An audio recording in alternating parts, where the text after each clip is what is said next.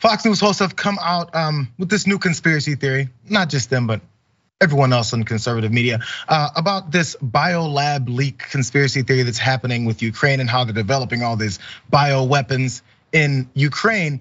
And now the new name that's been attached to it, you might not be surprised, is Dr. Fauci. Let's watch. Okay, and what I think is interesting about these biolabs,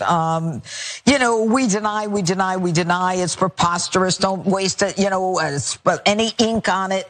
And yet, isn't it interesting that we haven't heard or seen Fauci in weeks? I'd love to, why did he disappear? I'd love to ask him if he knows anything about that. Give Fauci a rest, for goodness sake. No, I don't want to. Now it's time for him to face some questions. I think Fauci's mad because Zelensky's getting more ink. Let's be honest. People got bored with the regular war narrative, so now it became, for the last 48 hours, all about bio and chemical. He's not going to use it. Okay.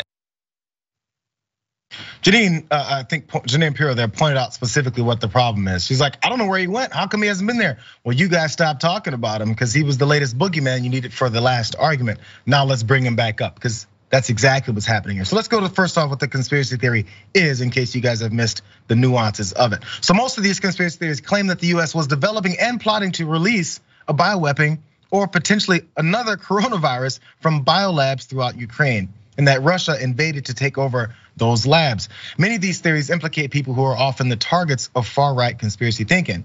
Of course, that's Dr. Anthony Fauci and President Joe Biden as being behind the weaponized diseases in these biolabs. They've always used their names already when talking about coronavirus. So like, we already have a nice boogeyman in place. Let's just copy and paste in any other kind of argument that we would like to. So also, US officials and independent experts have called this Russian claim a textbook example of disinformation from the Kremlin and a possible pretext to Russia using chemical weapons in Ukraine, as it is also done in Syria.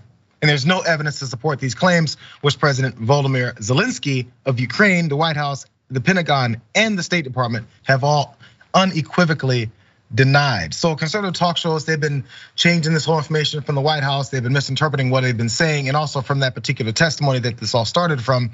So there are also biological laboratories inside Ukraine for more of this actual evidence of this. And since 2005, the United States has provided backing to a number of institutions to prevent the production of biological weapons. But Tucker Carlson, Fox News, and others have misleadingly cited remarks from American officials as proof that the labs are producing or conducting research on biological weapons. So in an inadvertent side backdoor way, they're like, so Russia should have invaded, because the United States and Ukraine were about to do those to a good old Putin, right?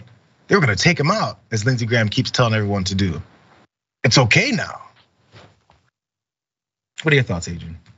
Well, you know what? It's kind of sad because we saw Fauci be right through the coals and have to deal with all sorts of nonsense, have to get security for his family to protect himself, be subject to a lot of slurs, campaign attacks, and the man was just a scientist trying to do his job and save us all during a global, unprecedented pandemic. And so the thought that now he can kind of maybe chill out, maybe go back to having somewhat of a normal life, maybe not have to fear that Fox News is going to go back on attack mode for him. And then of course, they've got to bring him up and go after him. It's just sad, the war on science, as well as this particular man and being subject to all of these lies. This is not something he asked for, nor something he signed up for. He signed up to help take care of his country and to ensure that we were all safe and healthy, and he did his job. So it's just really hard to see kind of this stuff continue. We see it all the time. There's certain names that go as the boogeyman or the devil. Directly, they say things like this, the AOCs, and as much as Hillary Clinton was an issue, Hillary Clinton, no matter what, just slap and paste and put it in the particular spot. Ilhan Omar, anybody that they generally didn't like over, could have been any other issue, that seemed to stick with voters. And again, we mentioned it earlier, Republicans are running off of culture war things. They're not running off of any actual policies. So they need to continue to insert a new boogeyman. It's only March of 22. We have the midterms upcoming. They got to make sure we have something fresh, someone new, a new reason to dislike that particular person and bring out people to vote. That's really all this comes down to. That's what they're upset about.